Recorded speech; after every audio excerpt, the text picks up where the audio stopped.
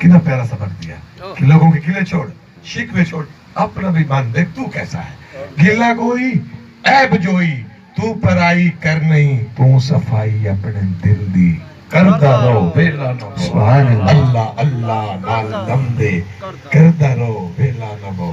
तो फरमाया फुर्सत के लम्हात, अफहसिबतुम अन्नमा खलकनाकुम अबसा। अल्लाह कुरान में फरमाता है क्या गुमान करते हो, क्या ख्याल करते हो, क्या सोचते हो कि रब्बे करीम ने तुम्हें फजूल पैदा किया?